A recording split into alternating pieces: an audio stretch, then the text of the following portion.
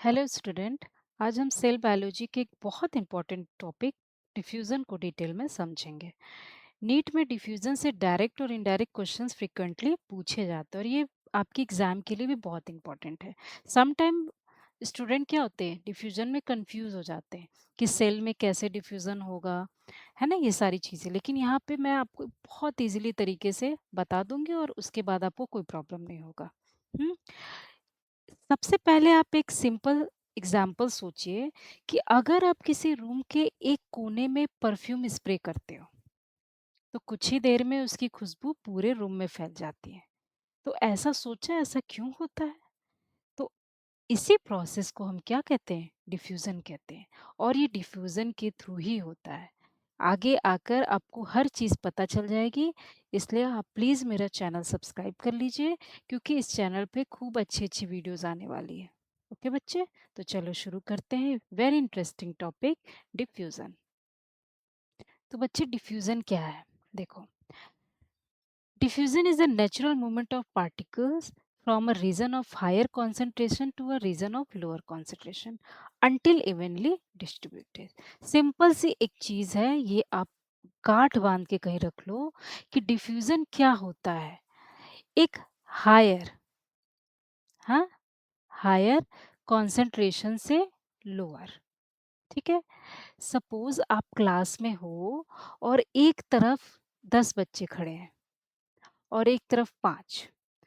तो जिधर खाली जगह होता है इंसान उधर ही भागता है। तो यही है, जहां ज्यादा कंसंट्रेशन होगा उधर लोअर की तरफ भागते हैं। हम्म तो diffusion is the natural movement of particles. Diffusion क्या है? एक पार्टिकल का नेचुरल मूवमेंट होता है।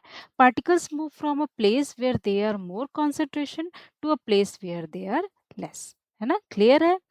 This concentration, this continues until the particles are evenly distributed। मतलब ये तब तक कंटिन्यू रहेगा, मतलब हायर से लोअर की तरफ पार्टिकल्स तब तक मूव करते रहेंगे जब तक इवनली डिस्ट्रीब्यूटेड ना हो जाए।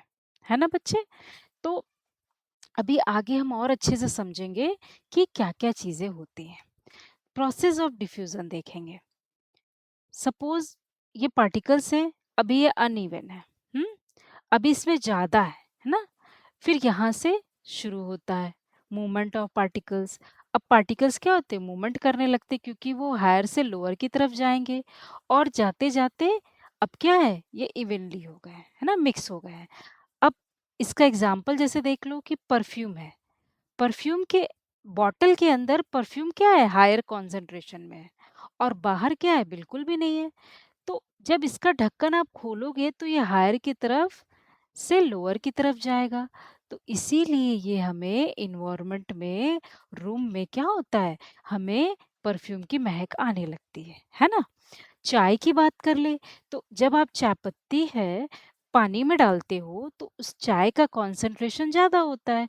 तो वो पानी में धीरे धीरे उसके चाय के मॉलिक्यूल्स क्या होते हैं, पानी में घुलने लगते हैं। घुलते घुलते वो तब तक घुलते हैं जब तक कि वो इवनली डिस्ट्रीब्यूट ना हो जाए, है ना। ऐसे ink in a water and cooking, जब कुछ अच्छा पक रहा होता है तो महक बहुत अच्छी आती है पूरे घर में।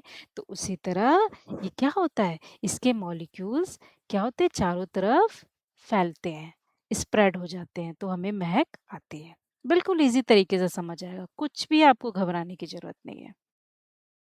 अब सेल में देखेंगे बच्चे कि ये मूवमेंट कैसे होता है, सेल में डिफ्यूजन कैसे होता है। तो देखो, इससे पहले ये जान लो कि ये मूवमेंट अपने आप होती है ना। और इसके लिए सेल को कोई एनर्जी नहीं देनी पड़ती है। डिफ्यूजन के लिए सेल को किसी भी तरह की एनर्जी नहीं देनी होती है ना।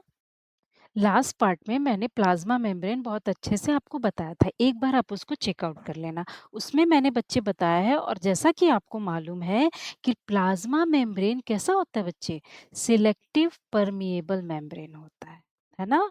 और ये किसका बना होता है, फास्फोलिपिड बाइलेयर। हम्म ये हमने पढ़ा था। ओके। अब सिलेक्टिव परमेबल का मतलब क्या हो गया, कि वो इसमें ऐसी चीज पास हो सकती है जो ये पास करना करना चाहे, है ना। जैसे कि मैंने आपको दरवाजे का भी एग्ज़ाम्पल बताया कि कैसे हमारे घर में एक दरवाज़ा होता है, वो हमें हर चीज़ से बचाता है। गर्मी हो गई, ठंडी हो गई, बारिश से बचाता है। उसी तरह ये सिलेक्टिव परमेएबल हमें बहुत सारी चीज़ों से बचाता है ना? हमारे सेल को। लेकिन अब बाइले लिपिड बाइलेयर का काम करता है, तो ये जो बाइलेयर है एक बैरियर की तरह होता है। लेकिन कुछ गैसेज़ जैसे ऑक्सीजन, है ना? और कार्बन डाइऑक्साइड इसमें पास होते हैं, ये अलाउ करता है ना? तो ये डिफ्यूज़न होता कैसे है? अब देखो, इसमें जो है लगातार हमें एटीपी की ज़रूरत पड़ती रहती है। हुँ? ये कोई सेल हो गया, इसमें हमेशा एटीपी बनती है, कहाँ बनती है? माइटोकॉन्ड्रिया में, है ना? अब एटीपी बनती रहती है तो इसमें ऑक्सीजन की कमी होती रहती है और इन्वायरमेंट में ऑक्सीजन क्या है? ज़्यादा है। जब इन्वायरमेंट में ऑक्सीजन ज़्यादा है तो कम की तरफ ये मूव करेगा सेल में, तो सेल के अंदर ये ऑक्सीजन जाएगा, है ना? तो सेल को क्या मिला? ऑक्सीजन मिला। अब देखो, तो जब सेल को ऑक्सीजन मिला तो इसके बाद क्या हो, तो सेल में रेस्पिरेशन का काम कौन करता है? हम्म, मुख्य काम माइटोकॉन्ड्रिया का होता है। तो क्योंकि इसको power house of the cell भी कहते हैं, तो ये जाता कहाँ है? क्यों? क्योंकि इसे एटीपी बनानी होती है, तो ऑक्सीजन की उसको जरूरत पड़ती रहे, तो ये तो कंटिन्यू क्या होता है, ऑक्सीजन इसके पास जाता रहता है। ओके बच्चे, ये क्लियर हुआ? हाई कॉन्सेंट्रेशन यानी कि इन्वायरमेंट में ऑक्सीजन ज़्यादा है और हमें सेल में ऑक्सीजन की ज़रूरत पड़ती रहती है और ये एटीपी बनते रहता है, तो इसमें ऑक्सीजन की कमी होती रहती है। तो ये क्या होता है, डिफ्यूज़न के थ्रू ऑक्सीजन सेल के अंदर जाता है। एकदम क्लियर हो गया होगा, है ना? अब तो ऑक्सीजन आ गया। अब कार्बन डाइऑक्साइड कैसे बाहर निकलेगा सेल से? ये भी तो ज़रूरी है, क्योंकि हमें ऑक्सीजन की ज़रूरत होती है और हम कार्बन डाइऑक्साइड रिलीज़ करते हैं। तो सेलुलर रेस्पिरेशन के दौरान कार्बन डाइऑक्साइड प्रोड्यूस होती है ना? ये तो क्लियर है। अब सेल के अंदर CO2 क्या होता है कि कॉन्सेंट्रेशन बढ़ जाती है। हुँ? तो और बाहरी बाहरी में क्या होता है, कॉन्सेंट्रेशन कम होता है CO2 का।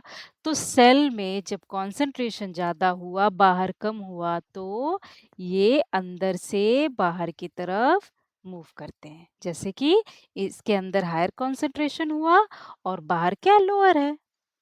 तो इसी तरह कार्बन डाइऑक्साइड बाहर की तरफ मूव करती है, तो यानी ऑक्सीजन अंदर की तरफ, कार्बन डाइऑक्साइड बाहर की तरफ। ये एकदम क्लियर है ना? तो इसी तरह क्या होता है बच्चे, रेस्पिरेशन के थ्रू कार्बन डाइऑक्साइड बाहर जाएगी और ऑक्सीजन अंदर आएगी। और ये एक ऐसा प्रोसेस है जिसको सेल को ना बिल्कुल भी एनर्जी नहीं लगानी पड़ती है, ये अपने आप होता है ना? और ये तब तक होता है जब तक इवन डिस्ट्रीब्यूशन ना हो जाए। ओके बच्चे, तो अब देखेंगे कि इम्पोर्टेंट इम्पोर्टेंस इन सेल, जरूरत क्या है ना डिफ्यूजन की। बच्चे, गैस एक्सचेंज के लिए oxygen diffuses into cell and carbon dioxide diffuses out during respiration. Nutrient absorption, small food molecules diffuse through cell membrane into cell, है ना? ये भी तो क्लियर है। Waste removal, waste product diffuse out of the cell, जो भी waste product होंगे वो क्या होंगे, अपने आप डिफ्यूज होंगे, क्योंकि अंदर क्या होगा, हायर कॉन्सेंट्रेशन होगा और उधर लोअर की तरफ डिफ्यूज होंगे। Maintaining balance, help in maintaining the right concentration of substance inside the cell. इससे क्या होता है, जब डिफ्यूज होता है कार्बन डाइऑक्साइड और एंटर करता है ऑक्सीजन, है ना, और भी वेस्ट रिमूवल होते हैं, न्यूट्रिशन ऑब्जर्व होती है, तो इस सब चीज़ों से क्या होता है, सेल का मेंटेनेंस जो बैलेंस है वो बना रहता है ना। Help in maintains the right concentration of substance inside the cell. I think ये क्लियर है। अब बच्चे, आपको मैं एक क्वेश्चन बता रही हूँ, वो उसका आंसर आपको कमेंट में देना पड़ेगा। जैसा कि मैंने बताया कि सेल में माइटोकॉन्ड्रिया के थ्रू क्या होता है, रेस्पिरेशन होता है। हुँ? अब आप मुझे ये बताओगे कि प्रोकैरियोटिक सेल में माइटोकॉन्ड्रिया नहीं होता, पता है? तो उसमें रेस्पिरेशन कहाँ होती है, कौन करता है?